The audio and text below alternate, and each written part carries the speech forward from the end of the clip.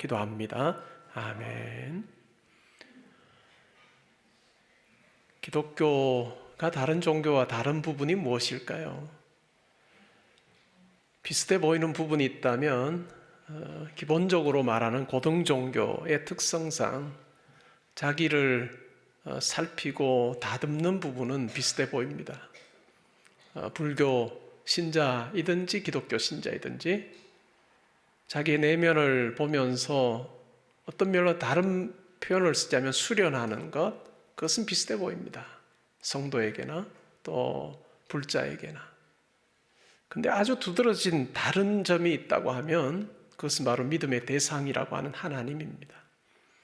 성도의 경우에는 단순히 자기의 욕심을 내려놓는 그 차원에서 신앙생활 하는 것이 아닙니다. 하나님을 만나는 인격적인 그 사귐을 통해서 그 하나님이 얼마나 크신지를 알게 될 때 비로소 자기의 손에 꽉 움켜쥐었던 것을 내려놓는 그것을 경험하게 되는 것입니다. 믿음의 대상이 전능하신 하나님이기에 내가 내 인생 붙잡는 것 아니라 하나님께서 나의 삶을 주관하심을 믿습니다라고 하는 그 고백 위에서 우리의 삶을 하나님 앞에서 내려놓는 것, 그것이 바로 성도의 삶의 특징이라고 할 수 있습니다. 여러분 신앙생활 하시면서 여러분이 만난 하나님은 어떤 하나님이십니까? 여러분이 계속해서 경험해가는 그 하나님 앞에서 여러분 어떤 모습으로 변해가고 있는지요? 신앙생활 하면서 우리 자신이 얼마나 연약하고 부족한가라고 하는 것을 우리는 공통적으로 경험하게 됩니다. 우리가 하나님 앞에 나아가면서 귀를 막고 또 우리의 마음을 닫아버리지 않고 하나님 앞에 나아간다면 우리는 거의 비슷한 모습으로 바뀔 수밖에 없습니다. 그 비슷한 모습이 뭘까요?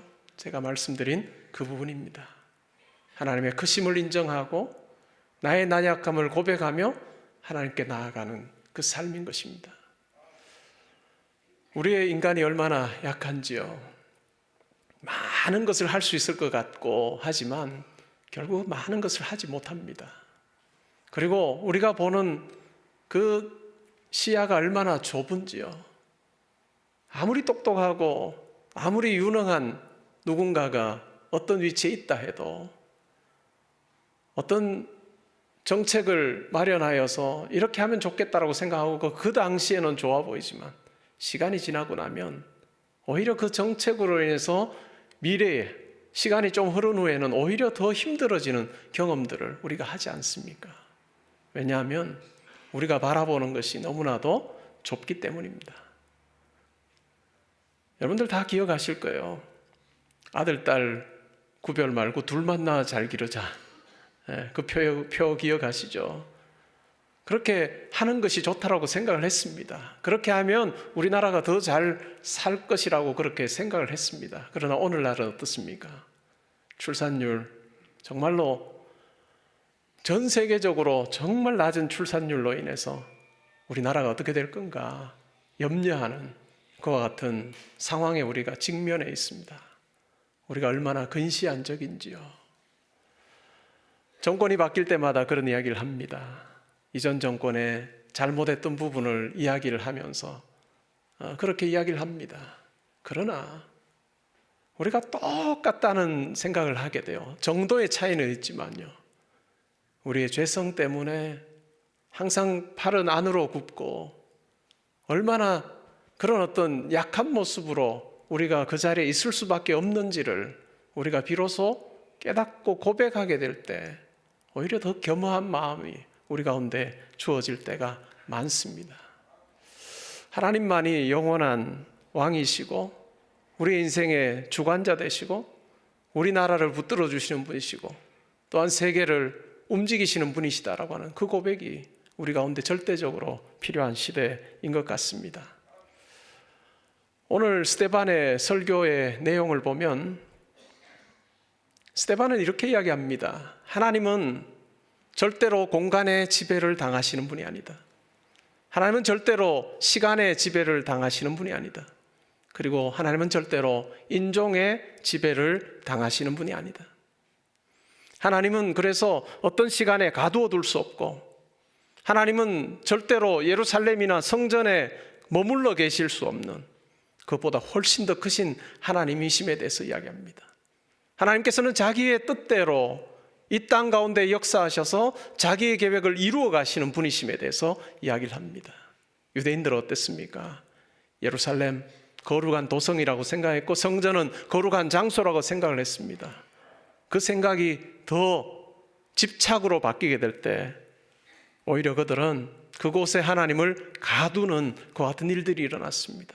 그리고 그와 같이 놀라운 은혜를 베풀어 주신 그 하나님보다 오히려 자기들에게 주어진 특권이 더 소중하게 여겨지는 그와 같은 삶을 살았습니다. 그들을 향해 스데반이 그 이야기를 하는 거예요.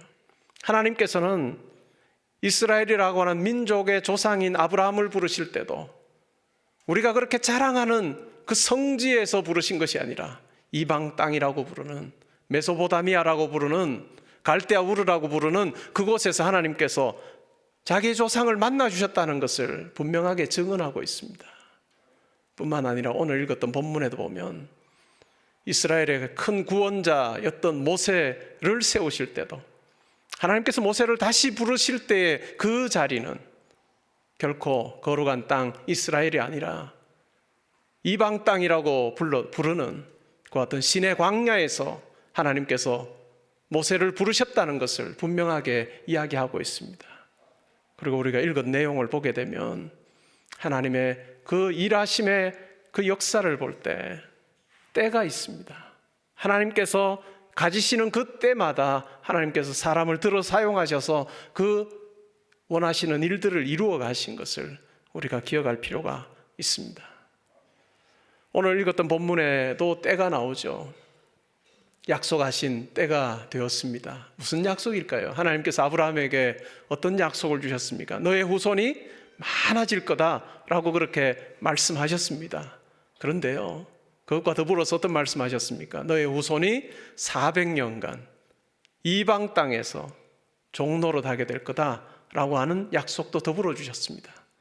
그리고 때가 되면 내가 그 종 삼은 나라를 심판하고 너의 후손들을 약속의 땅으로 데리고 올 거다라고 그렇게 말씀하셨습니다. 하나님께서 말씀하시는 이 기간을 보면 400년입니다. 우리가 왜 하나님의 뜻을 알기가 어려운가 하면 우리는 너무나도 짧은 인생을 하나님의 뜻, 하나님의 일하시는 이 기간이라고 하는 것과 대비해 볼 때 우리의 삶 자체가 너무 짧습니다. 그러기에 우리가 때로는 하나님의 뜻이 무엇인지를 다 알지 못한 채 때로는 근시안적으로 바라보게 될 때 하나님의 뜻을 놓치는 경우가 참 많죠. 그때가 되었습니다. 이스라엘 백성, 이제 야곱의 가족 75명이 애굽으로 내려갔습니다. 애굽으로 내려갈 때 참 좋은 환경에서 내려가지 않았습니까? 요셉이 국무총리로 있으면서 가족을 초대했습니다. 그리고 좋은 곳에 정착하도록 도와주었습니다. 이방 땅으로 내려갔지만 처음에는 정말로 나그네 길 같지 않은 참으로 부드러운 땅을 밟으면서 아마 그들이 내려갔을 것입니다. 그러나 결국 그들에게 주어진 현실은 달랐습니다. 시간이 지나면서 요셉을 알지 못하는 왕이 세워지게 됩니다. 그러면서 그 왕은 이 야곱의 후손들을 보면서 위기감을 느낍니다. 하나님께서 약속하신 그 후손의 복을 허락해 주셔서 정말 자손들이 많아지게 되었습니다.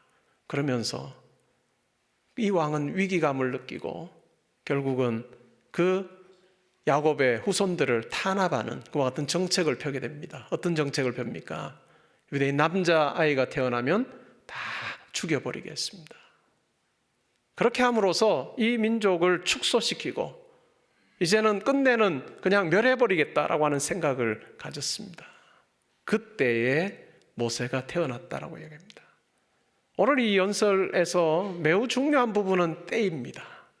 하나님께서 자기의 손에 이 모든 일들을 붙잡고 계시고 하나님께서 정하신 때에 그 일들을 행해 가심에 대해서 이야기를 하고 있습니다. 그러한 위기 상황 가운데 모세가 태어났습니다. 석 달을 부모가 자기 집에 감추어서 키웁니다. 그러나 더 이상 키울 수 없게 돼요. 그래서 결국 어떻게 합니까? 갈대 상자를 만들어서 역청을 발라서 물이 새지 않게 해서 그 어린 아기 모세를 갈대 상자에 두고 나일강에 띄웁니다. 오늘 본문에 보면 내버려 두었다라고 이야기합니다. 우리가 영화를 봐서도 잘 압니다. 나일강에 악어들도 많고 또 어떻게 다른 어떤 것에 의해서 쉽게 이 갈대 상자 안에 있는 모세가 죽을 수 있는 그 같은 수많은 가능성에 노출이 되었습니다. 그런데 하나님께서는 하나님의 방법대로 그렇게 버려진 모세를 바로왕의 딸 공주가 그 갈대 상자 안에 있는 모세를 발견하게 하셨습니다. 그리고 결국은 갈대 상자에 있는 모세를 건져내어서 자기의 아들로 삼고 왕궁에서 가르칩니다. 엄청난 이 운명의 변화이죠. 갈대 상자에 안에 들어가서 버려졌던 모세가 물에서 이제 건져지게 되고 왕궁에서 살아가는 삶을 살게 되었습니다. 왕궁의 많은 학문을 그가 배웠습니다. 말이나 또한 행동하는 것에 능하게 되었습니다. 그렇게 해서 40세가 될 때까지 그는 왕궁에서 살았습니다. 모세의 인생에서 이 초기 40년은 가능성의 시기고요. 무엇이든지 할 수 있다라고 생각했던 승승장구하는 그 같은 삶을 경험하는 시기였습니다. 더 이상의 이 40세까지의 삶이 어땠는지에 대해서 성경은 이야기하지 않습니다. 그러나 유대 역사학자인 1세기의 역사학자인 요세푸스라고 하는 사람의 글을 보면 이런 내용이 나옵니다. 모세는 어느 누구보다도 이 인물이 아주 뛰어났다고 해요. 그래서 용모가 아주 탁월하고 출중했다고 합니다.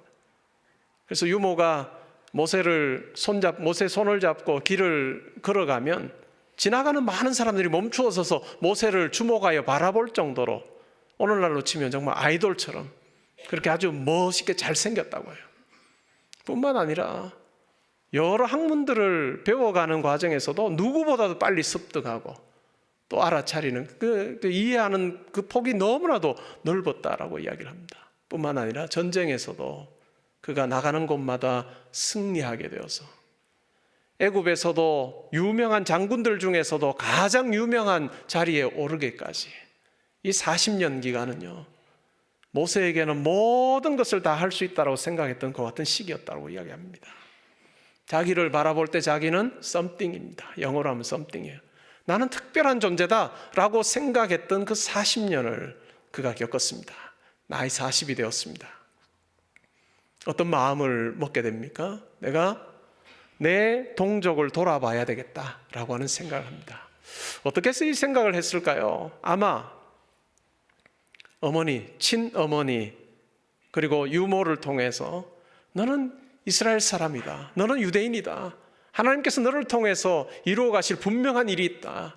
너에게 이와 같은 좋은 자리 허락해 주시는 것은 그것 통해서 이 이스라엘 백성들 구원하라고 하시는 것이다 라고 하는 그 이야기를 계속해서 들었을 것입니다. 가능성 있는 그 40년을 보내고 내가 이제는 내 백성을 돌봐야 되겠다라고 하는 그 마음을 먹습니다. 우리가 보기에는 얼마나 좋은 결단인지요. 그러면서 한 예를 듭니다. 왕궁 밖으로 나갔더니 애굽 사람이 유대인 한 사람을 아주 원통할 그와 같은 일로 막 폭행도 하고 심하게 다룹니다. 유대인이 볼 때는 너무나도 포갑을 당하는 거죠. 그 모습을 보았던 모세가 결국은 이 애굽 사람을 쳐서 죽입니다. 그가 왜 그렇게 했을까요? 25절에 나옵니다. 그는 그의 형제들이 하나님께서 자기의 손을 통하여 구원해 주시는 것을 깨달으리라 그렇게 생각했습니다. 내가 애굽 사람을 쳐서 죽이면 이렇게 억압 가운데 있는 나의 동족 이스라엘 사람들이 모세를 통해서 하나님께서 우리를 구원하시려고 하시나 보다라고 하는 그런 어떤 깨달음을 가질 거다라고 그렇게 생각을 했습니다. 그런데 결과는 어떻습니까? 그들이 깨닫지 못합니다. 그들이 깨닫지 못합니다. 이것이 사람의 생각과 하나님의 일하심의 방식의 이 어긋남 차이가 나타나는 부분입니다. 이튿날이요, 이스라엘 사람끼리 싸우고 있습니다. 가서 뜯어말립니다. 왜 동족끼리 싸우느냐? 안 그래도 이방 땅에서 나그네로 살면서 힘든데 왜 동족끼리 싸우느냐라고 그렇게 말릴 때 동물을 해치는 사람이 모세를 밀어뜨리면서 이렇게 말합니다. 누가 너를 관리와 재판장으로 우리 위에 세웠느냐? 어제는 애굽 사람을 죽이더니 오늘은 나를 죽이려고 하느냐라고 그렇게 이야기합니다. 아무도 모를 것이라고 생각하고 그 일 행하게 되면 이스라엘 백성들이 다 자기를 구원자로 떠받들 거라고 생각을 했는데 완전히 생각했던 것과는 다른 어떤 그 같은 현실에 직면하게 됩니다. 모세가 이 말 때문에 어떻게 합니까? 도주합니다. 결국은 미디안 땅에서 나그네가 되어서 아들 둘을 낳고 40년을 지냅니다. 이 삶을 한번 생각해 보십시오. 초기의 40년은 무엇이든지 다 할 수 있다고 생각했던 그 승리의 시간들이었고 가능성의 시간이었습니다. 근데요, 하나님 앞에서 자기가 큰 뜻을 품고 자기의 의지를 가지고 결단을 가지고 어떤 행동을 했는데 이렇게 하면 하나님께서 나의 이 삶을 통해서 이렇게 역사하시라고 생각해 정반대의 결과가 주어집니다. 오히려 미디안 땅으로 도망가서 나그네로 살아갑니다.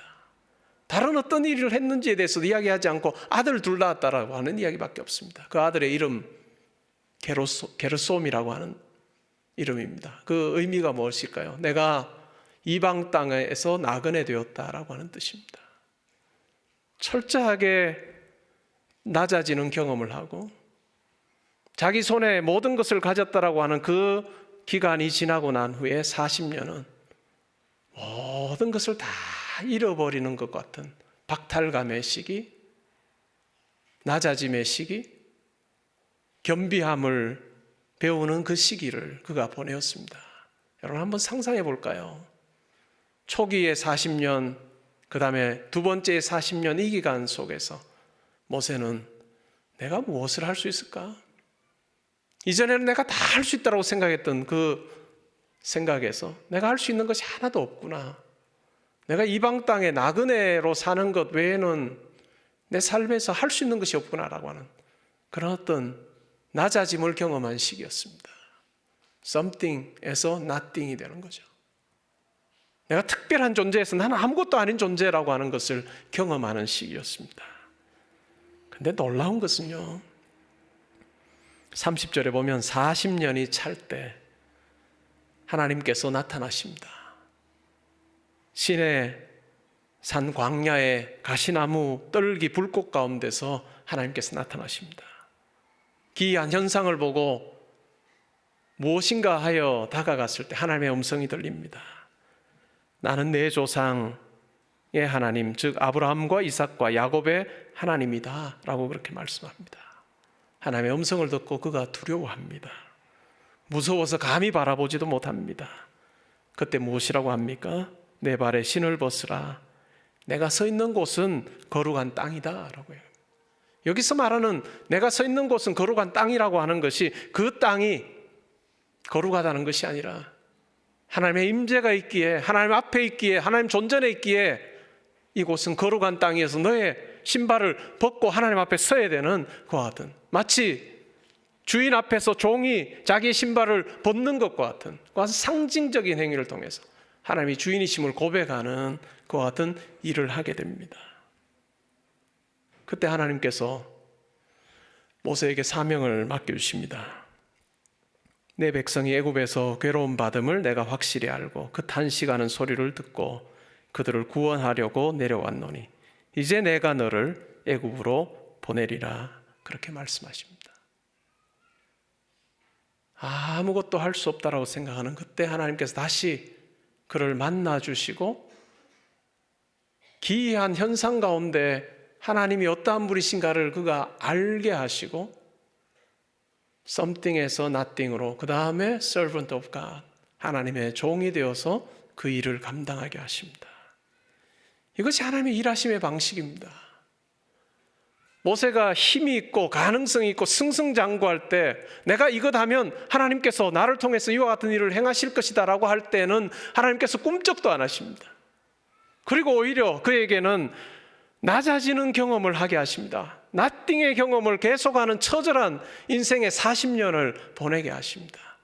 그리고 그 기간이 찼을 때 내가 할 수 있는 건 아무것도 없다라고 내려놓는 그때 하나님께서 비로소 그를 들어서 사용하십니다. 이것이 하나님의 일하심의 방식입니다. 왜 그러실까요?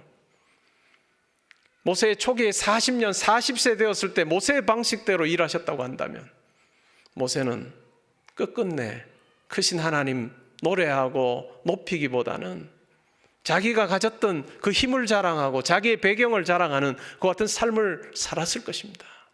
하나님의 영광은 드러나지 않고 모세의 이름과 모세의 영광만 드러나는 일, 그것이 모세의 계획이었습니다. 그러나 결국은 하나님의 방식은 완전히 달랐던 것을 우리가 깨달을 수 있습니다. 저와 여러분의 삶은 어떤지요? 여러분의 신앙의 여정 속에도 모세의 삶에서 우리가 찾아볼 수 있는 이와 같은 과정을 우리가 겪는 경우가 많습니다. 우리가 죄 가운데서 하나님을 알지 못하고 영원히 죽어 있을 때, 마치 내버려진 존재와 같을 때, 갈대 상자 안에 들어가서 그냥 나일강에 띄워보내지는 그와 같은 삶과 같을 때 하나님께서 예수 그리스도를 통해서 우리를 죄에서 건져주시는 놀라운 은혜를 베풀어 주셨습니다. 그 은혜를 입고 우리가 하나님을 알아가기 시작하는데요, 신앙생활의 초기에는 어떻습니까? 하나님 앞에서 그 은혜를 깨닫고 어떻게 하면 내가 할 수 있을까라고 하면서 내 힘으로 뭔가를 하려고 할 때가 참 많지 않습니까? 내 이것 하면 하나님께서 참 좋아하실 것이다라고 생각하고 이것도 해보고 저것도 해보고 하는데 내가 생각하는 대로 일이 되어지지 않을 때가 있죠. 그때 낙심합니다. 이게 뭐냐? 오히려 내가 열심을 내어서 하나님을 향해서 뭔가를 했는데 돌아오는 결과는 나의 생각과 내 의도와 완전히 다른 어떤 결과가 주어질 수도 있습니다. 낙심하고 절망하고 내가 아무것도 할 수 없구나라고 하는 그 시간들을 보낼 때 하나님께서는 그와 같은 우리, 이제는 아무것도 할 수 없습니다, 제가 이제 하나님 앞에 할 것이 하나도 없습니다라고 하는 그 빈손이 된 우리의 인생을 하나님께서 들어 사용하셔서 마침내 자기의 지혜와 권능을 우리에게 허락해 주셔서 그 일을 감당하시게 하실 때가 있습니다. 하나님의 사람으로 세워져 가는 과정을 보면요, 고통의 시간을 통해서 하나님을 더 뜨겁게 만난 것 같습니다. 오늘 이 자리에 계시는 우리 성도님들 중에 여러분의 인생에 하나님, 제가 이런 고통 가운데 있습니다, 이런 고난 가운데 있습니다, 이런 어려움 가운데 있습니다 라고 하는 분이 계시다면 오늘 이 말씀을 잘 들으십시오. 20세기의 영국의 기독교 사상가였던 C.S. 루이스라고 하는 분은 이런 이야기를 했습니다. 기쁠 때에는 하나님께서 속삭이신다. 보통 때에는 하나님께서 양심에 말씀하신다. 그러나 고통 중에 있을 때는 하나님께서 소리치신다. 여러분, 이 말이 동의되십니까? 고통 가운데 있을 때는 하나님께서 큰 소리로 우리에게 말씀하십니다. 그래서 하나님의 뜻이 더 분명하게 들리게 하십니다. 그런데 중요한 것은 뭘까요? 고통 중에 있을 때 우리가 하나님의 뜻을 구하는 것이 매우 중요합니다. 하나님의 뜻이 무엇입니까? 저를 통한 하나님의 계획하심이 무엇입니까? 라고 하는 겸허한 마음을 가지고 하나님 앞에 나아갈 때 하나님의 음성이 더 또렷하게 들릴 때가 많습니다. 고통의 시기를 통해서 우리가 겪게 되는 게 뭘까요? 이 세상이 전부가 아니라고 하는 것을 우리가 깨닫지 않습니까?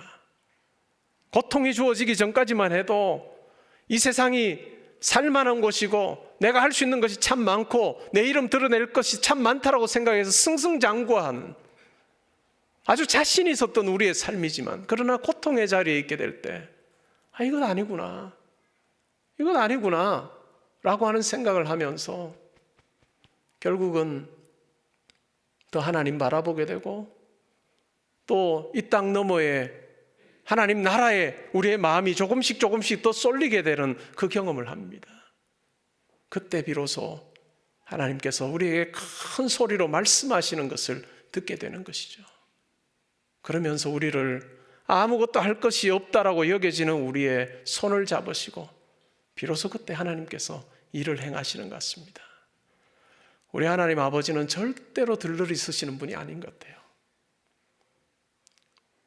우리가 만약에 하나님에 대해서, 하나님 제가 이 계획 가지고 있습니다, 하나님 보시고 결제해 주시고 모든 것 대주세요 라고 한다면 아직까지 우리는 하나님 모르는 거예요. 그런 하나님 아닌 것 같아요. 그런 하나님 아닌 것 같아요. 우리가 그렇게 나아가서 대할 수 있는 하나님이 아니라, 우리가 하나님 앞에 납작 엎드릴 때 제가 할 수 있는 것이 하나도 없습니다. 하나님, 제 앞서 한 걸음씩만 앞서 행하시면 제가 뒤따라가겠습니다라는 그 마음이 있을 때 하나님께서 비로소 우리 가운데 들어 역사하실 때가 많은 것 같습니다. 우리의 이 죄의 중심성이라고 하는 게 얼마나 큰지요. 어릴 때 우리 그런 경험하지 않습니까? 저도 그런 경험했거든요. 어릴 때 제가 아주 초등학교 저학년 때 1학년 2학년 때요, 아파서 학교에 못 가면 반에 수업이 안 될 줄 알았어요. 그래, 선생님부터 해서 아이들까지 걔 안 왔어? 그러면 우리가 수업할 수, 이렇게 그 정도로 자기중심적이었어요. 세상의 중심이 저였다는 거죠. 근데 아프고 뭐 집에 있어도 수업은 그대로 진행되고요, 아이들도 아무 일 없이 그냥 그렇게 돼요. 그리고 집에 와서 잘 있었냐, 힘들지 하고 이제 우리 수업 다 했어, 그런 얘기예요. 우리 중심성에서 이제는 점점점 크면서 그 한계를 알죠. 이게 나 중심적으로 돌아가는 세상이 아닌구나 라고 하는 것을 우리가 크면서 알아요. 우리의 한계를 깨닫고 자기의 위치를 알고 그런 어떤 경험을 합니다. 그럼에도 불구하고 여전히 우리는 하나님의 뜻 앞에 때로는 우리의 어떤 마지막 자존심까지 내놔요. 큰 하나님의 계획이라고 하는 퍼즐 그림이 있으면, 하나님 이제는 제가 이거 다 채운다는 생각은 안 합니다 라고 그렇게 하면서도 여전히 하나님, 그러나 제일 중요한 파트에 저의 인생의 퍼즐이 딱 끼워지면 하나님의 뜻이 이거구나 이렇게 드러나게 해주십시오라고 하는 여전히 우리의 욕심이 있습니다. 자기중심성이 있는 거죠. 하나님의 계획 앞에 바둑하시는 분들은 잘 아시겠지만, 그렇게 비유하면요, 우리의 인생이라고 하는 그것은 하나님의 바둑판에 한 알도 안 되는 것이죠. 2000년, 3000년, 수천 년의 계획을 가지시고 자기의 뜻을 이루어 가시고 나무 하나 키우시는데 몇백 년 들여서 나무를 키우시는 하나님. 그러나 우리의 인생, 정말로 길지 않은 그 인생 안에서 어떻게 그걸 다 간파하고 그러면서 제일 정점에 내가 노일이라고 하는 그 생각 우리가 할 수 있을까요? 우리가 하나님 앞에 겸허하게 될 때 하나님께서 우리의 삶을 긍휼히 여기셔서 하나님께서 계획하셨던 그 일들 이 땅에 사는 동안 우리로 하여금 하게 하시면 그것이 가장 큰 영광인 것 같습니다. 그것이 크고 작은 일을 떠나서 하나님께서 우리를 보시며 그래, 됐다, 너의 그 순종, 그 섬김 내가 참 좋아하노라라고 하는 그 인정하시면 있으면 그걸로 된 거 아닐까요? 제가 가끔 말씀드리죠. 어떤 사람이 어떤 분야에 대해서 가장 확실하냐, 그 분야에 책 한 권 읽은 사람입니다. 책 한 권만 딱 읽은 사람이 그 분야에 대해서는 정말 흔들리지 않고 확고한 주장을 해요. 근데 몇 권만 읽어도 주장 못합니다. 왜요? 이견이 있는 걸 알거든요. 박사과정 1년차 모든 학생들의 공통점은, 한국이나 세계를 통틀어서 공통점은 하늘을 찌릅니다. 야, 왜 이렇게 많은 교수님들이 있었고 학자들이 있으면 왜 이걸 아직도 몰랐어? 뭐 한 거야 이제까지? 그렇게 해서 박사과정 프로포즈를 씁니다. 1년차 때요. 그렇게 하늘을 찔렀던 그 콧대가 이제 논문을 읽고 글을 읽어가면서 점점 이렇게 콧대가 낮아집니다. 왜요? 내가 그렇게 생각했던 그 이유가 딱 하나예요. 왜? 공부를 안 했기 때문에요. 여러 글들을 안 읽어봐서 그냥 자기 생각이 전부라고 생각하고, 이걸 아직 몰랐어? 책 읽다 보면요, 이미 다른 사람들 이야기를 다 해놓은 거예요. 시간 지나면서 어떤 생각 들까요? 야, 박사과정 마지막 해는요, 야, 이런 논문을 내가 쓰고도 박사학위 달라고 할 수 있을까? 염치가 내가 없지. 이런 생각해요. 아이고, 그리고 받아주기만 해도 감사하다. 이 생각 가지고 졸업을 합니다. 대부분이 똑같아요. 우리 신앙생활도 마찬가지 같아요. 하나님, 저 없으면 안 되죠? 하나님, 저 없으면 일 못 하실 거예요. 라고 한다면 아직까지도 그 배추 이 숨이 좀 많이 죽어야 되는 단계입니다. 산전수전 다 겪고 숨이 푹 죽어서 이제 양념 이제 다 버무리셔서 원하시는 대로 하십시오 라고 할 때 하나님께서 들어 사용하시는 것 같습니다. 하나님께서 또 우리나라 또 세계 온 열방 가운데 하나님께서 행하십니다. 거기에 어떤 역할을 감당하는 것은 하나님께서 그때 누군가를 들어 사용하시기 때문인 거죠. 그러나 우리 모두 다 죄성을 가지고 있기 때문에 그런 어떤 욕심으로부터 벗어나지 못하는 그러한 연약함이 있기 때문에 우리 성도는 국가의 지도자들을 위해서 또 세계의 지도자를 위해서 기도해야 되는 이유가 거기 있는 것 같습니다. 오늘날 일어나는 많은 일들, 어떤 누군가의 수고 이전에 하나님께서 보이지 않는 손길로 함께 하셨다는 것을 우리 성도들은 고백할 줄 알아야 할 것 같습니다. 그리고 하나님의 손에 있을 때 이 나라와 이 민족 그리고 우리의 삶도 하나님께서 주시는 평안을 누릴 수 있다라고 하는 그 흔들리지 않는 그 믿음이 우리 가운데 있어야 할 것 같습니다. 어떤 이들은 이렇게 이야기합니다. 이 세상이 불공평하다고. 어떤 사람은 많은 것을 지니고 살고 어떤 사람은 좋은 배경을 누리며 살고 어떤 이는 그렇지 못해서 불공평하다고 이야기합니다. 그러나 우리 성도는 하나님을 알게 되면 그 이야기 하지 못합니다. 하나님께서 예수 그리스도 안에서 우리에게 허락하신 그 선물은 영원한 가치를 가지는 것이고 그 선물은 이 땅에 살아가면서 누군가가 조금 더 배우고 덜 배우고 더 가지고 못 가지고 라고 하는 이와 같은 차이를 아무것도 아닌 것처럼 만들어버리는 그 큰 은혜, 큰 선물임을 우리가 깨닫게 될 때요, 우리가 하나님을 향해서 불공평한 하나님이라고 이야기하지 못할 것입니다. 우리가 불공평하다고 때로 생각하는 이유는 하나님께서 우리에게 허락해 주신 그 하나님 나라, 하나님과 영원히 사는 그 영생이 얼마나 큰 것인지를 우리가 아직 경험하지 못해서, 바라보지 못해서, 소망하지 못해서 그 생각 우리가 가지기 쉽습니다. 제가 바라기는 우리 모든 성도님들이 예수 그리스도 안에서 우리에게 허락하신 그 영생의 영광스러움을 우리가 다 마음으로 누리고 받고 고백하면 좋겠습니다. 그럴 때 비로소 우리의 인생의 어떤 시기를 살더라도 주님 주시는 평강을 우리가 경험할 수 있습니다. 두 발 쭉 뻗고 하나님 주시는 평강을 우리의 삶의 자리에서 누려갈 것입니다. 특별히 내가 가졌던 것이 점점 더 이렇게 줄어드는, 내가 할 수 있는 것이 점점 더 줄어드는 우리 인생의 후반전을 살 때도 하나님께서 우리에게 허락하신 하나님 나라의 영광스러움을 우리가 분명히 우리의 마음속에 간직하며 살아갈 때 그 나라를 더 소망하게 될 것이고, 또 우리의 이 땅에서의 삶에서도 평안과 기쁨이라고 하는 그 주님 주시는 은총이 우리 가운데 있으리라 믿습니다. 우리 교회 새로운 예배당을 짓고 나면 변화들이 있을 것입니다. 성도님들이 더 오실 수도 있을 것입니다. 그러나 그것이 우리의 자랑이 돼서는 안 될 것입니다. 우리의 재정이 늘고 인적 자원이 늘어나는 그것이 우리의 자랑이 된다면 아마 모세의 생애 중에 첫 번째 40년에 해당할 것입니다.